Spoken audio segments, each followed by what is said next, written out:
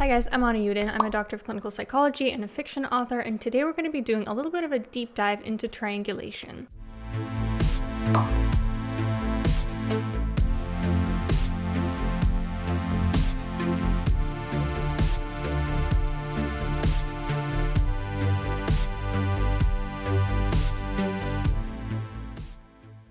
A few days ago, I posted a video about a TikToker who was of the opinion that people who stay neutral when two of their friends are having conflicts are complicit in the problem.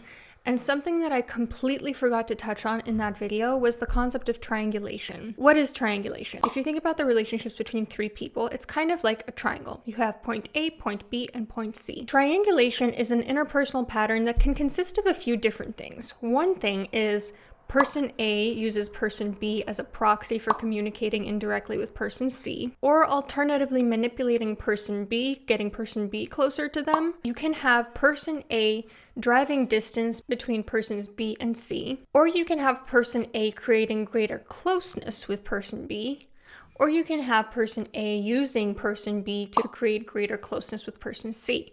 Regardless, in all these different dynamics, person A is using triangulation to manipulate all the different points in the triangle, somehow controlling the distance and closeness between the three different points, as a way of manipulating other people or creating misunderstandings or getting more power and control. Triangulation is indeed a manipulation technique, and it can also be abusive. Intentionality isn't all that relevant. If a person is using triangulation, it doesn't matter if they're intending to be manipulative or abusive. That can still be the outcome regardless of what their intention is. I'd actually love to hear in the comments if you've experienced triangulation in your personal life. There are different kinds of triangulators. There are some called the victim, which tend to play the victim, act innocent, try to get other people to see other people as villains or persecutors so that they can swoop in and save them and protect them. The victim often denies responsibility, blame shifts, and enlists other people to sort of swoop in, weaponizing their empathy for them. And then the person they're vilifying, their actions are sort of distorted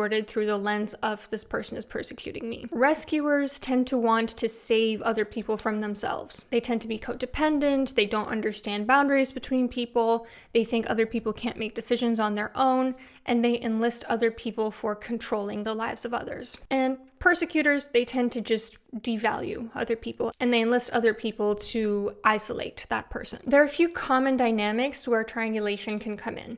In family systems is a huge one. So oftentimes when there are multiple siblings, you will have a golden child and a black sheep dynamic with the parents, where the parent is very close to the golden child and has a lot of distance with the black sheep. The parent might actually play the children against each other and have a lot of distance between the golden child and the black sheep. Or alternatively, the golden child could drive a lot of distance between the black sheep child and the parent. You can also have one parent triangulating the other parent and their child, creating a lot of distance between the other parent and their child. You can have, in friendships also, a person who insists on controlling the dynamics of a triangle. For instance, if they have a problem with someone else, making that other neutral friend's problem as well. And people also triangulate in romantic relationships when they sort of pin their new partner against their ex, or their new partner against somebody that they're jealous of because they like the kick that they get out of creating these tense dynamics. So now that we've defined triangulation, defined some common dynamics of triangulation, let's talk about what the outline of today is. We're going to debunk some common misconceptions about triangulation and differentiate between triangulation and other dynamics. I'm going to show it in action with some role plays. That's going to be pretty fun. We're going to talk about why people triangulate, and most importantly, how to escape triangulation from every point of view. Whether you are the one being manipulated by the triangulator, whether you are the one on the receiving end of triangulation, or if you yourself are the triangulator. If you're interested in these sorts of interpersonal dynamics and you want a deeper dive into this stuff, you're really gonna like what I'm about to share with you now. From August 9th to August 19th, 2024, I decided to include my course, the Connection course, as part of the mental health bundle. Now, usually my course costs $238. It has over 4 hours worth of content in there on the foundational skills for healthy communication, initiating and ending relationships. But with my participation in the mental health bundle for only these 10 days, you get access to the Connection course and also 70 other courses and ebooks on mental health topics and psychology for only $50. The total value of the bundle is $5,635, so that is a 99% discount. This bundle is curated to have only the most useful psychological content created by therapists, mental health experts, wellness coaches.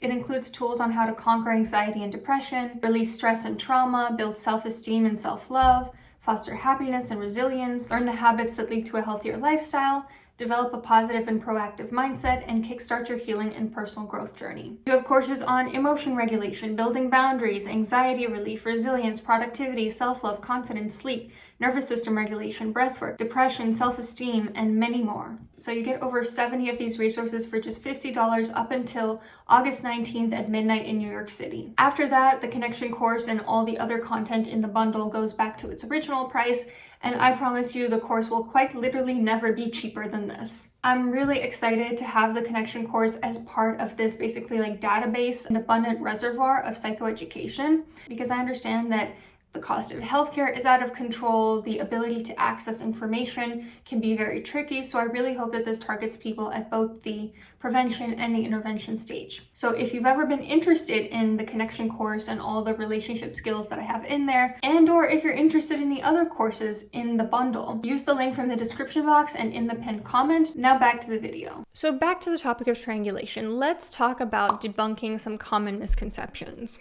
One that I hear a lot is, if I create distance between somebody that I care about and somebody dangerous, does that mean that I'm a manipulative triangulator? For example, parents will also say, well, if I'm creating distance between my child and my abusive ex, their parent, or from an extended family member who I know is abusive, does that make me a triangulator? Are you saying I'm a bad person?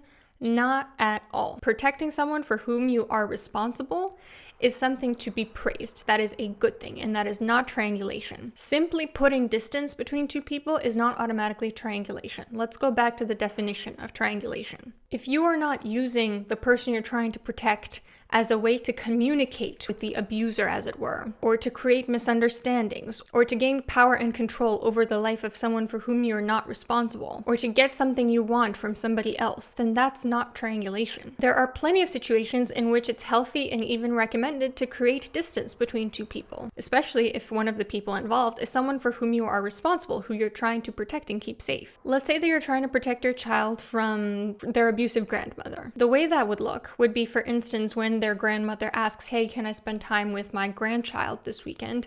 You setting a boundary like saying, I'm sorry, that doesn't work for me, or no, we're not going to do that. That's setting a healthy boundary to protect someone.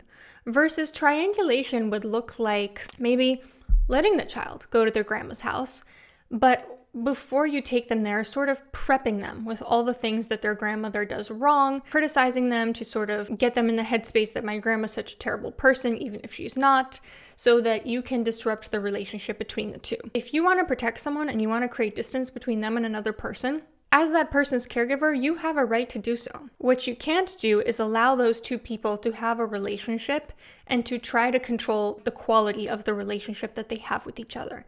That is triangulation, because you can't have your cake and eat it too. So that's the difference between creating healthy distance between two people and triangulation. Now, what about gossiping versus triangulation versus just simply sharing something negative about a person? Gossiping is when you speak ill of person C to person B, usually as a way to bond with person B or just to have some fun. You might share things that are mean or cruel or untrue, or that you would feel embarrassed to share to that person's face. Versus sharing your experiences about a person, your negative experiences about a person, would be talking about person C to person B in a truthful and non-exaggerated way, usually for emotional relief. And the things that you're saying about that person, if they were to hear you, if they were to eavesdrop, you would be okay with that being the case, because what you're saying is true, it's not exaggerated, and it's not disproportionate. You're not making a mountain out of a molehill. Triangulation, on the other hand, is when you're saying things to person B you should be saying to person C, as a way of driving person B and person C further apart, and or for you to get closer to person B.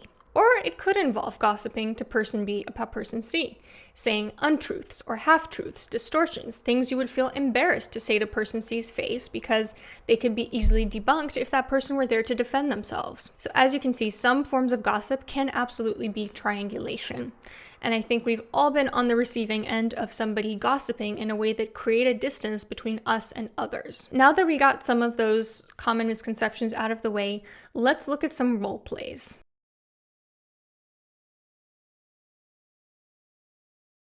Ben, I'm so sad. I don't know what to do. Oh no, what's going on? I asked Claire to change around her vacation so that she can come to my Christmas party, but she said no, and I'm gonna miss her so much at the party, and it just won't be the same without her. Now, is this sharing, gossiping, or triangulation? So far, we don't know. Alice could just be sharing what's on her heart, she could be trying to manipulate the triangle, and or she could be about to say something nasty about Claire, but we don't know yet, so let's see what happens. Damn, I'm sorry to hear that. I even bought her present already. I just don't know what to do to convince her to come. What do you think? And here we have it. Alice is basically admitting that she wants to push Claire's boundaries and control her behavior. And by getting Ben involved in this, she's enlisting him in a game of triangulation. If it were just sharing what's on her heart, she would have been talking about her own feelings, not trying to get Ben to help her control Claire's behavior. Well, if she already said no, there's not much you can do. But don't you think she's making a mistake by going home? I don't even understand why she wants to go home. Her dad's an alcoholic and her mom is clinically insane. I think she's got Stockholm syndrome or something. Here we also see what throwing in some gossip can do in triangulation. If Claire had heard this, she would probably be pretty pissed with Alice, especially if it's not entirely true. Does she really? Oh, I didn't know that about her family. Yeah, she'd be so much happier spending Christmas with her chosen family than with her actual family. I'm actually kind of worried about her. I think she needs an intervention or something. Here we see an example of the rescuer type of triangulator, the person who is acting like they have so much empathy for someone and concern for them, they're acting innocent. They just want to rescue this person from their own choices. Yeah, I'm not sure. You don't think we should try to convince her to stay for Christmas? Manipulators often phrase things like, don't you want to do X, as a way of sort of planting ideas into other people's heads, making them think that it was their idea in the first place. They also overestimate their ability to control other people. They think they have more power to control other people's decisions than they actually do. I don't know that we really can. But could you maybe at least give it a try? You know, if it comes up when you see her tomorrow, will you tell her how fun the Christmas party will be? I'll see what I can do, Alice. You'll find that triangulators often escalate their behavior if more subtle forms of manipulation haven't been effective at first. You'll notice how first Alice tried to sort of plant ideas into Ben's head, like, hey, don't you think we should do this? And when that didn't work, she tried a more direct approach of flat out asking Ben to influence Claire for her. I was recently on the receiving end of this with somebody. They were asking me for my quote-unquote advice on something, and they were saying, Anna, I don't know what to do about this. What do you think about the situation? And when I was sort of gray-rocking them and just saying, I don't know enough about the situation to have an opinion on this, or I'm not sure, I don't think I can be of much use with this, they escalated to flat out asking me to manipulate another person. And when I said no to that, they again escalated by saying, you're gonna do this, right? You know, like as if like it was already a decided thing. I didn't do the thing they were asking me to do. I just thought it was fascinating how their triangulation behavior kept escalating and escalating the more I gray rocked them. Oh, I know. I really want to see that movie too. Do you want to see it together, actually? I'd love that, but I'm actually going to be out of town next week. You're going home for Christmas, right? Yeah, exactly. How do you feel about that? Fine, where do you ask?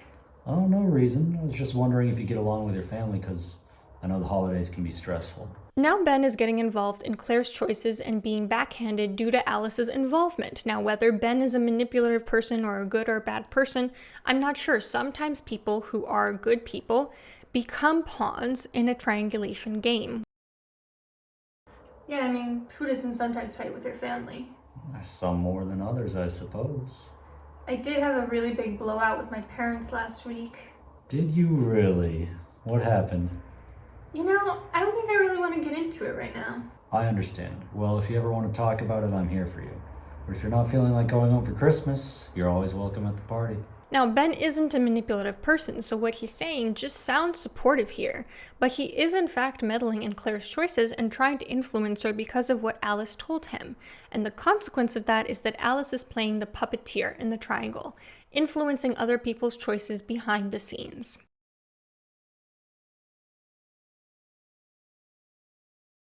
Ben, I'm so sad. What's going on? I asked Claire if she was coming to my Christmas party and she got really snappy with me. She said she doesn't owe me anything. In reality, Claire got frustrated with Alice because Alice kept pushing her boundaries, but Alice is of course only going to share a distorted view of the facts that make her look like an innocent victim and make Claire look like an unfair, hurtful person. If Claire were there to defend herself, she would be able to clarify that she told Alice she doesn't owe her anything only once Alice started guilt-tripping her. But Claire isn't there to defend herself, and that's exactly the problem. Alice is getting Ben involved in something that has nothing to do with him without giving Claire an opportunity to clear the air. What? I'm so sorry to hear that. I just don't know what I did wrong. What did I do to deserve this? Here we see Alice playing the victim so that Ben will feel protective over her and see Claire as the villain. Yeah, she shouldn't have gone snappy on you like that, Alice. Don't blame yourself. Well, it's hard when somebody else blames you so much, you know? It's hard to not internalize it. Yeah, I get it, but this sounds like Claire's issue, not yours. That's true. Hey Ben, how are you? I'm fine. Did you get your car fixed like you were hoping? Yeah. Okay. Anyway, I was calling to see if you wanted to watch a movie with me tomorrow. Yeah, I'm kind of busy tomorrow. With your cat? Yeah, I can't see you on such short notice. Oh, okay. What about tonight then? You're not entitled to my time like that. Huh? Ben, are you mad at me or something? You seem kind of aloof. I'm not mad, I just don't think you're aware of how insensitive you come off sometimes. You know, if I did something to offend you, please just tell me. Listen, Claire, I gotta go. We'll talk to you another time. There comes a point at which you are responsible for falling for the triangulation. If someone is manipulating you, that's not your fault, but the behavior you choose to take part in after someone has manipulated you is your responsibility. So if you're mistreating someone because of the way another person triangulated you, don't think that you're just an innocent victim in all this. You are in fact responsible for how you choose to respond and the harm that your actions cause in turn. Ben, I'm so upset. I don't know why Claire is ignoring me. I tried to call her yesterday and she sent the call to voicemail and she still hasn't gotten back to me. I think she's upset with me or something. Oh no. Let me see what I can do. Oh, she just responded to me. I think you might be right. It's possible she's avoiding you. See, I told you. I don't know why she's being like this. All I'm trying to do is get her to confirm whether she's coming to the Christmas party. Yeah, I'm not sure. Oh, I know. I really want to see that movie too. Do you want to see it together, actually? Sure, that could be fun. What day do you want to see it? Oh, wait. I just remembered.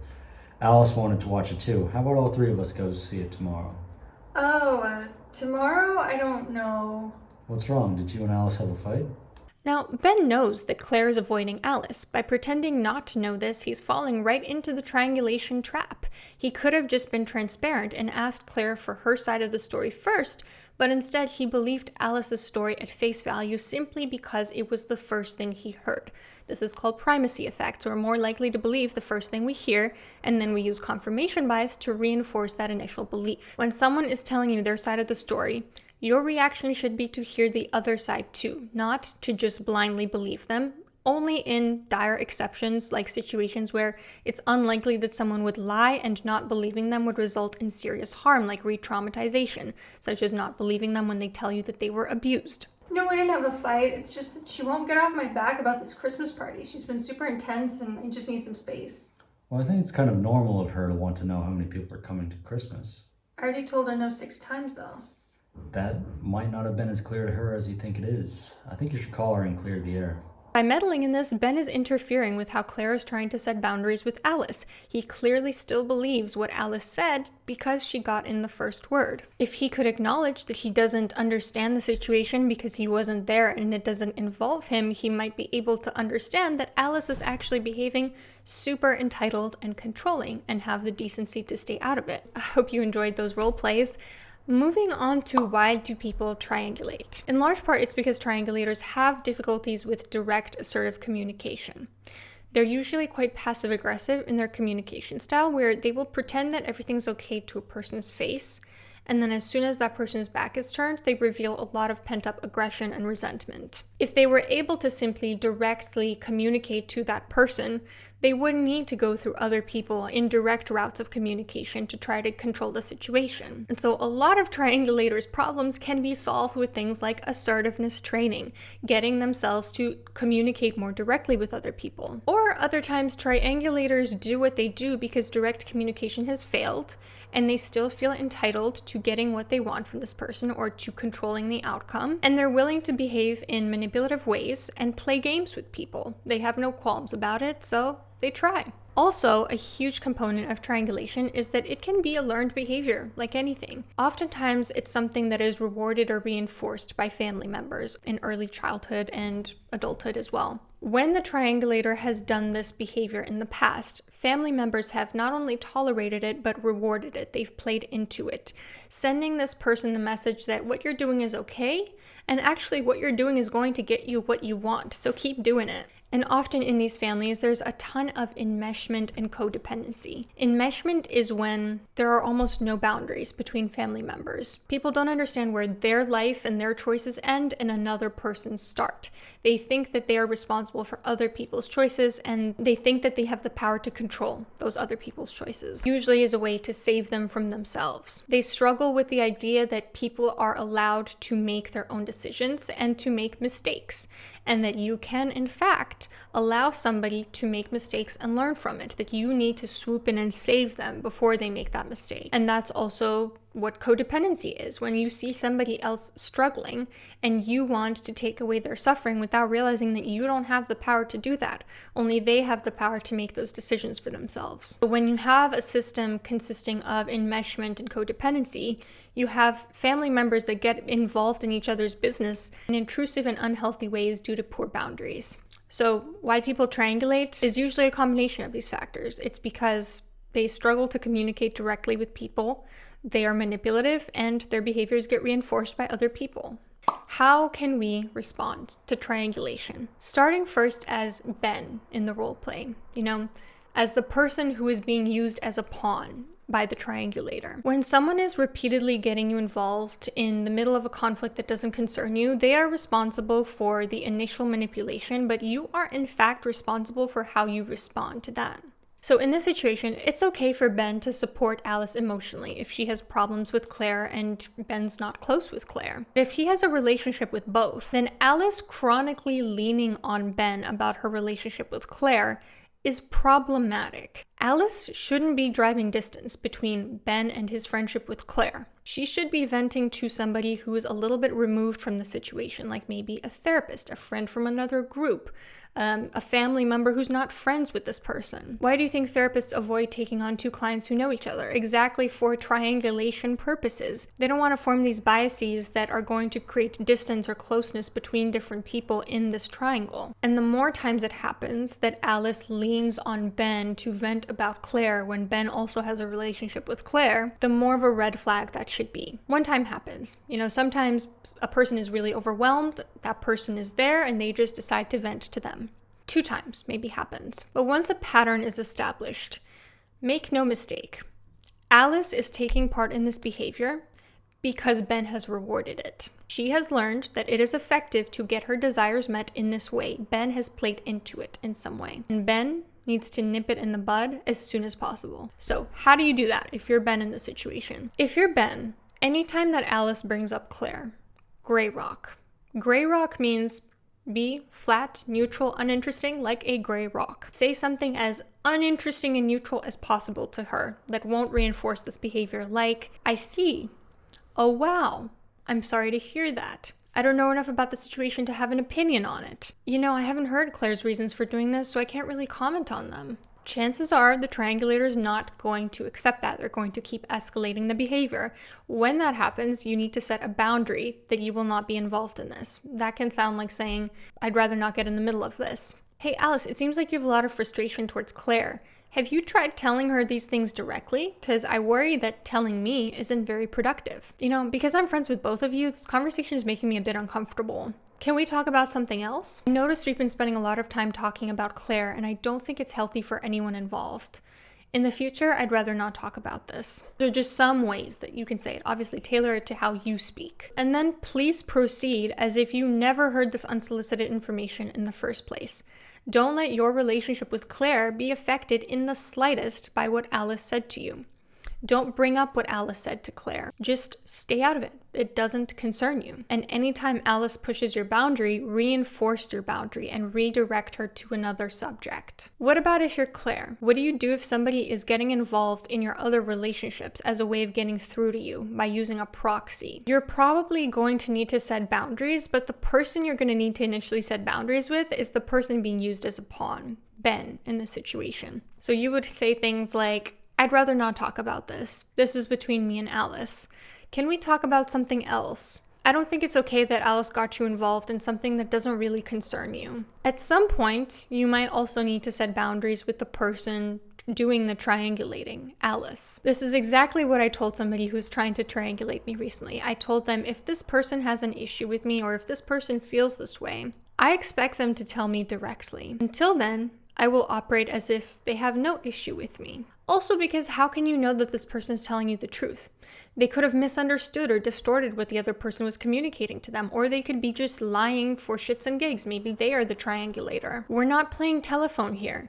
If somebody has an issue with you, they need to communicate it up front. You're not going to receive that information through a third party. So I recommend completely ignoring the triangulator's behavior, no matter what somebody else has told you that they've said about you. Because oftentimes for these types of people, any attention is good attention. Even if you give them negative attention and you lash out and you get mad, they might like that. So simply act like it doesn't exist.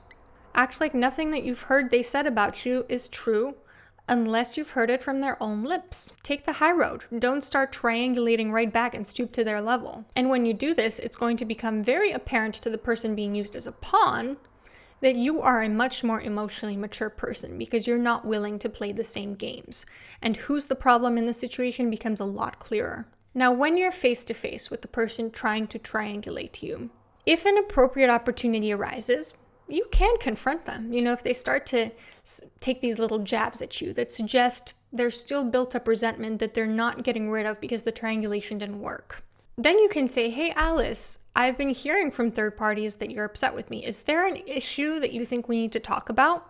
Or without even acknowledging the triangulation, you can say, Alice, are you upset with me for not coming to your Christmas party? If Alice denies it, which she probably will, because passive-aggressive people do deny that they have issues with you, you can say, oh, okay, because, if you ever do have an issue with me, I would hope you'd tell me to my face. In the off chance that Alice does admit to harboring resentment for you, you can say, I see.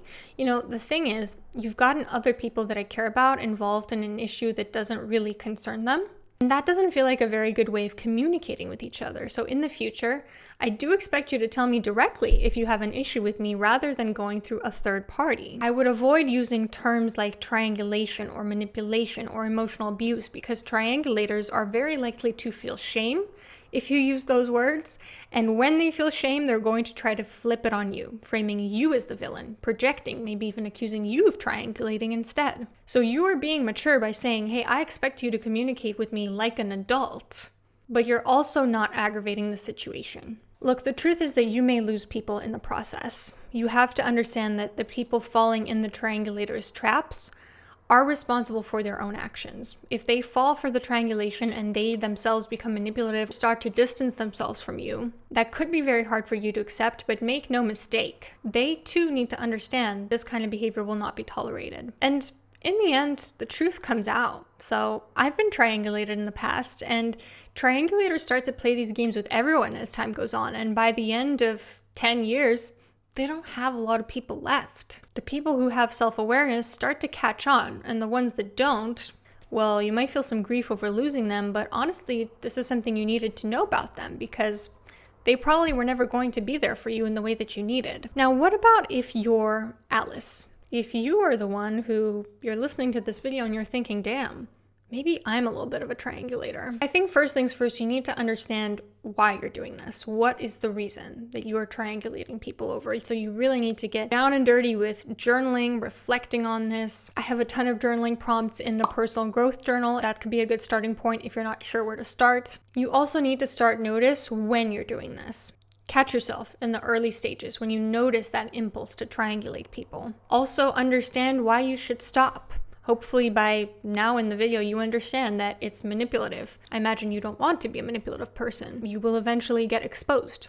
It's immoral to drive people apart like this without good reason. And really just start practicing impulse control. Anytime you feel the urge to triangulate, catch yourself. Stop. Change the subject. Say something positive. Practice some emotional maturity. Repeat to yourself in your mind, this is between me and Claire. It's immature to get Ben involved in something that doesn't involve him. Practice direct communication with Claire. This is the part that's really going to solve a lot of this issue. Do some assertiveness training. There are programs out there. There's therapy. I highly recommend therapy if you struggle with this. And when you're communicating directly with Claire and you don't like the answer she's giving you, or you don't like that she's not listening to you in some way, not doing what you want her to do, again, I have a ton of emotion regulation journaling prompts and exercises in the personal growth journal, tons of emotion regulation videos on this channel. There are programs for this. There are DBT groups. There are therapists that specialize in this. Ride the emotion wave until it passes. And again, go to therapy. I hope that this video gave you a deep dive into triangulation and what it looks like, where it comes from, how to manage it. Again, if you have experience with this, I would really be curious to hear your stories in the comments. And don't forget to get the mental health bundle while you still can. Take care.